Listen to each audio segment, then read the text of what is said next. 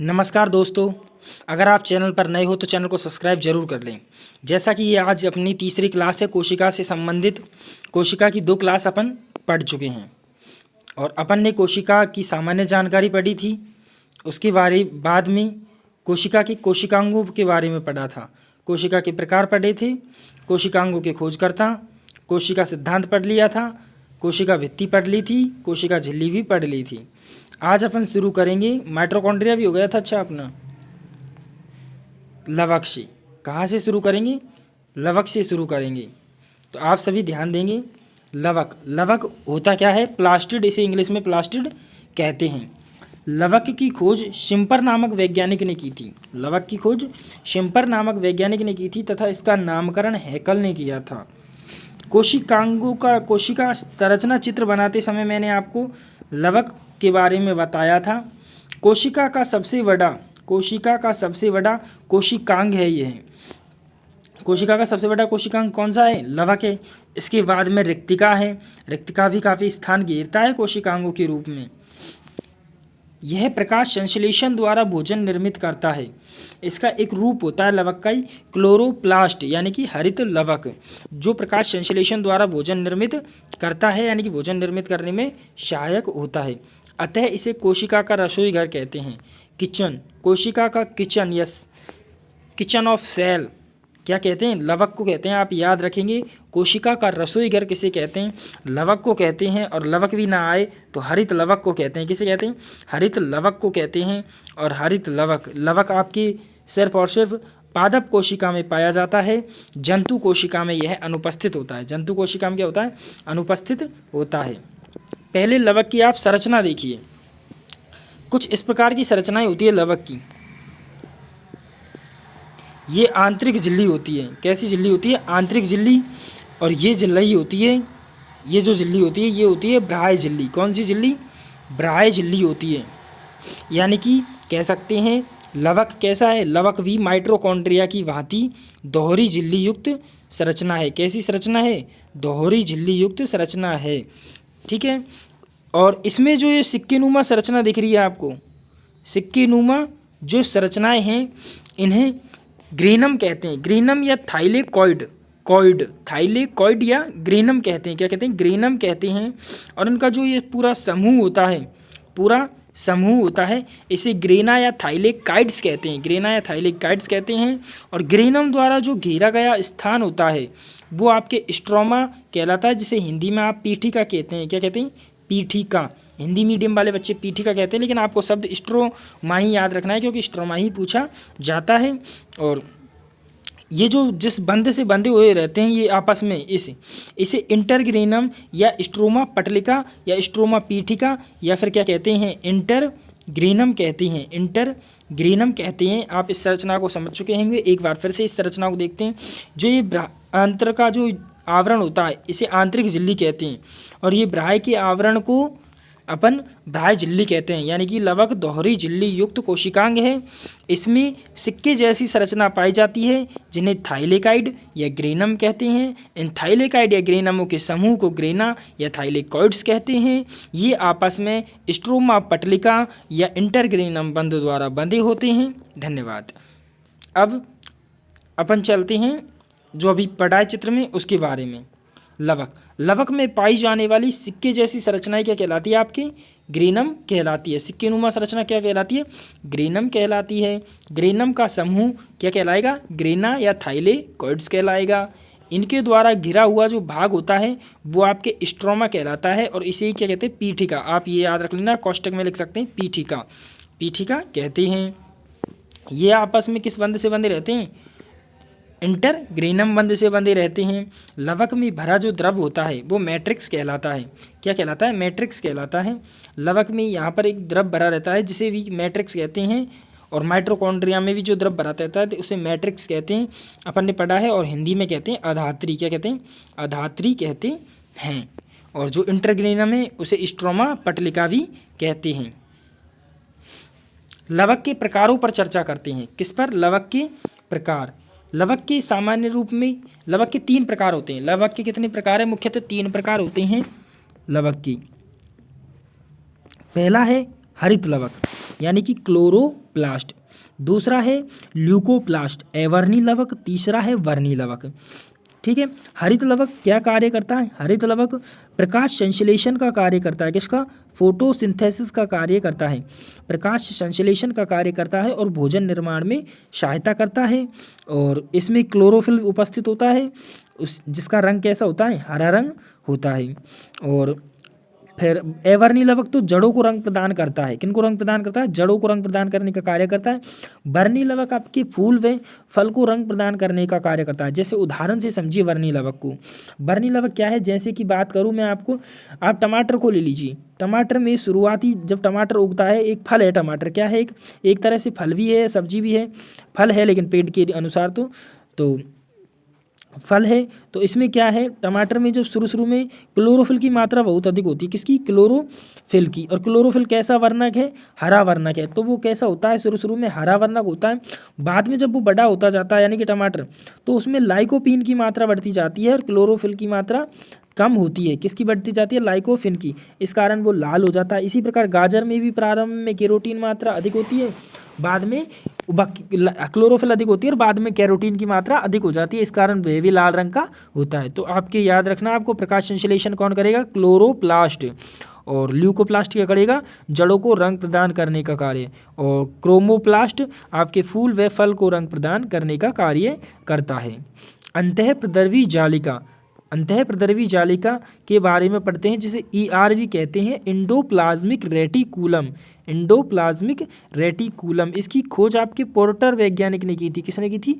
Porter ने की थी। यह अंतःप्रद्रवी जालिका क्या करती है? एक तो केंद्रक का आवरण निर्माण करती है, केंद्रक आवरण निर्माण करती है, तथा कोशिका झिल्ली के निर्माण में सहायक होती है। किसके निर्माण में? कोशिका झिल्ली के निर्माण में अंतःप्रद्रवी जालिका सहायक होती है। पदार्थों का परिवहन करने का कार्य करती है। कोशिका झिल्ली भी पदार्थों का परिवहन करती थी, लेकिन वास्तविक रूप में परिवहन आपके अंतःप्रद्रवी जालिका ER द्वारा किया जाता है। इस कारण इसे ट्रांसपोर्ट सिस्टम भी कहते हैं। क्या कहते हैं? ट्रांसपोर्ट सिस्टम भी कहते हैं। इसकी बाहरी सतह पर क्या पाए जाते हैं? आपके राइबोसोम। याद रखना है, अंतःप्रद्रवी जालिका की बाहरी सतह पर राइबोसोम पाए जाते हैं। अगर आपको स्लाइडों के माध्यम से इस पढ़ने में मज़ा आ रहा है तो बता देना, अगर नहीं तो मैं बोर्ड पर क्लासेस लगवा सकता हूँ आपके लिए।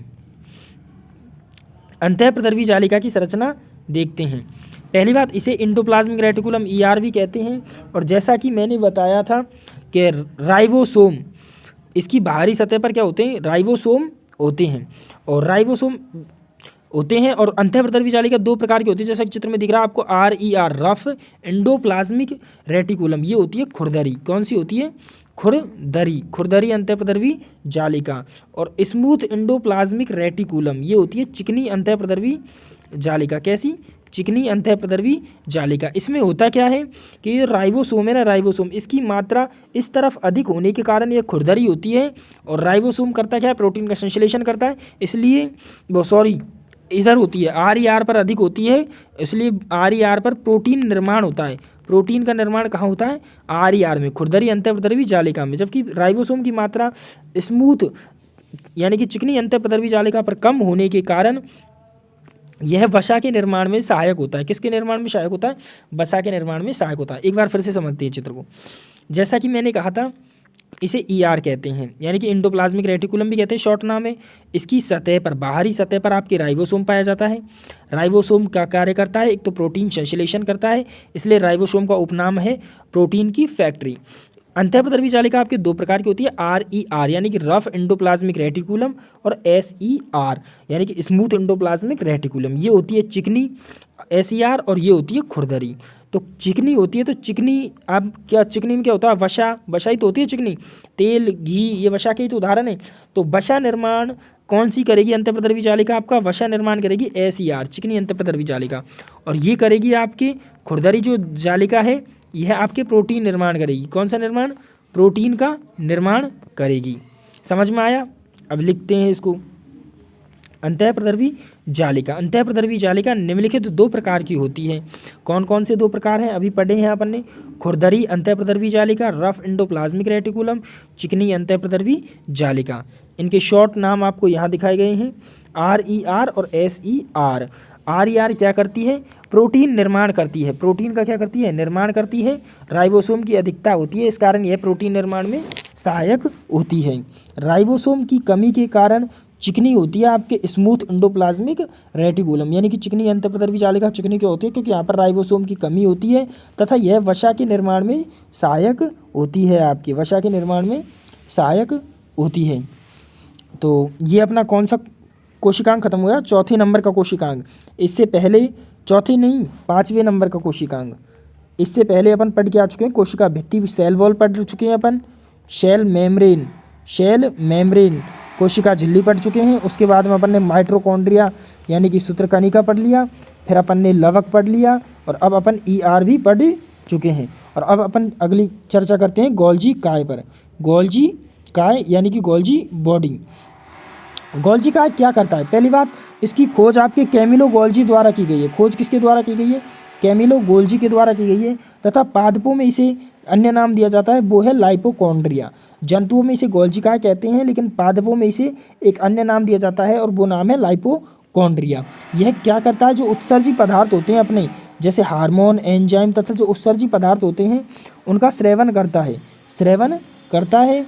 और एक जो लैब असिस्टेंट में पूछा गया क्वेश्चन है, यहीं से लैब असिस्टेंट में एक क्वेश्चन पूछा था कि शुक्राणु में अग्रपिंड का निर्माण, नया नहीं है, शुक्राणु में जो अग्रपिंड होता है जिसे आप एक्रोसोम कहते हैं, का निर्माण कौन करता है? तो शुक्राणु में एक्रोसोम का निर्माण करता है आपकी कौन? गोल्जी काय। गोल्जी बॉडी ही निर्माण करती है, जबकि शुक्राणु में पूंछ का निर्माण कौन करता है? टारक काय करता है। सिस्टर्नी वेसिकल्स ट्यूबल्स इसमें ही पाए जाते हैं। Cisternae vesicles tubules question REET में आया हुआ है। ये सिस्टर्नी वेसिकल्स ट्यूबल्स कहाँ पाए जाते हैं? यह गोल्जी काय में ही पाए जाते हैं। और लेकिन ये अंतःपृष्ठीय जालिका के निर्माण में सहायक होते हैं। सिस्टर्नी वेसिकल्स ट्यूबल्स किसके निर्माण में सहायक होते हैं? तो ये ER के निर्माण में सहायक होते हैं तथा पाए कहाँ जाते हैं? गोल्जी काय में पाए जाते हैं। यह गोल्जी काय की संरचना है। इसमें से आपको दो चीज़ें याद रखनी है। गोल्जी काय में आपके दो भाग पाए जाते हैं, सिस भाग और ट्रांस भाग। सिस और ट्रांस यानी कि सीधा उल्टा, इनका अर्थ आप ऐसे समझ सकते हैं, सीधा भाग और उल्टा भाग दोनों ही कहाँ पाए जाते हैं? गोल्जी काय में पाए जाते हैं। आप ये देख सकते हैं सिस्टर्नी वेसिकल्स, चित्र के माध्यम से समझ सकते हैं। अब एक बार चर्चा करेंगे चलो आगे। उसमें लाइसोसोम किसकी बात कर रहे हैं? लाइसोसोम, जिसे लैनकाय कहते हैं। क्या कहते हैं? लैनकाय। लाइसोसोम के बारे में आप सब जानते हैं, बचपन में आपने इसे खूब पढ़ा है, क्योंकि इसे आत्मघाती थैली कहते हैं। इसकी खोज डी डूबे ने की थी। किसने की थी? डी डूबे ने की थी। इसे कोशिका का एटम बम कहते हैं। आपसे पूछ ले कोशिका का परमाणु बम किसे कहते हैं? तो वो लाइसोसोम को कहते हैं। क्यों कहते हैं? लाइसोसोम क्या करता है? तो लाइसोसोम एक जल अपघटनी एंजाइम निर्मित करता है। लाइसोसोम क्या करता है? एक जल अपघटनी एंजाइम निर्मित करता है, यानी कि हाइड्रोलाइटिक एंजाइम निर्मित करता है। और वो हाइड्रोलाइटिक एंजाइम क्या करता है? वो पदार्थों का पाचन करता है। पदार्थों का क्या करता है? पाचन करता है। तथा पाचन करते करते वह स्वयं को भी खा लेता है, यानी कि स्वयं को भी नष्ट कर देता है। इसलिए इसे आत्मघाती थैली कहते हैं। इसका अन्य नाम आप रख सकते हैं सुसाइड बैग। क्या? Suicide bag. सुसाइड बैग भी किसे ही कहते हैं? लाइसोसोम को कहते हैं। और जंतु कोशिकाओं में भी उपस्थित होता है। यह जंतु कोशिकाओं यानी कि मनुष्य के अंदर भी उपस्थित होता है। और पाचन का कार्य कौन करता है कोशिका में? तो वो लाइसोसोम ही करता है। कौन करता है? लाइसोसोम ही करता है। अब पढ़ते हैं रिक्तिका यानी कि वैक्यूल्स, जिसे रसधानी भी कहते हैं। क्या कहते हैं? रसधानी भी कहते हैं। इसकी खोज डुजार्डिन ने की थी। रिक्तिका की संरचना ऐसे होती है, मतलब एक खाली कचरा पात्र है एक तरह से। कोशिका का जितना भी कचरा होता है ना, कोशिका का जितना भी कचरा होता है वो कहाँ जाता है? वो रिक्तिका में जाता है, इसलिए इसे कोशिका का कचरा पात्र कहते हैं। पहली चीज़, कोशिका का जो बाहरी आवरण होता है वो टोनोप्लास्ट कहलाता है। ये क्वेश्चन पूछा जा चुका है, इसलिए मैंने नोट करके लिखा दिया कि रिक्तिका का बाहरी आवरण आपके टोनोप्लास्ट कहलाता है। टोनोप्लास्ट कहलाता है। कोशिका को आकार प्रदान करने का कार्य आपकी कोशिका भित्ति करती है, लेकिन कोशिका को वास्तविक आकार पूछ ले तो वास्तविक आकार निर्धारण करने का कार्य आपकी रिक्तिका ही करती है। एक बार फिर से देखते हैं। पहली चीज़, रिक्तिका या वैक्यूल्स को रसधानी भी कहते हैं। खोज इसकी डुजार्डिन ने की थी। कोशिका को वास्तविक आकार प्रदान करती है। इसका जो बाहरी आवरण है वो आपके टोनोप्लास्ट कहलाता है। इसे कोशिका में कचरा पात्र कहते हैं। कोशिका में क्या कहते हैं? कचरा पात्र कहते हैं। राइबोसोम, आज की क्लास अपन राइबोसोम कोशिकांग पढ़कर ही समाप्त करेंगे। राइबोसोम की खोज आपके पैलेट ने की थी। यह मौजूद कहाँ होता है? अंतःप्रद्रवी जालिका की बाहरी सतह पर मौजूद होता है, अभी पढ़ के आए हैं अपन।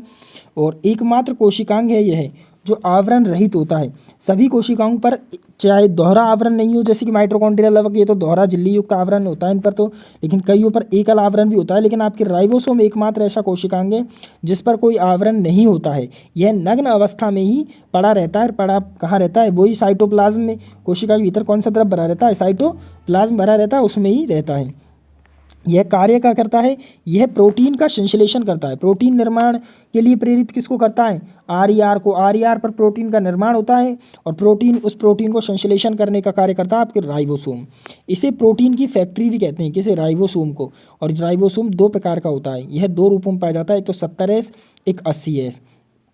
एस कहाँ है यहाँ पर? एस यहाँ पर स्वेद वर्ग इकाई है। स्वेद नामक वैज्ञानिक ने इसे खोजा था, इसलिए इसे स्वेद वर्ग इकाई कहते हैं। आप नोट करके लिख सकते हैं, स्वेद वर्ग इकाई है। दो प्रकार का होता है, 70S, 80S। कौन सा? 70S, 80S।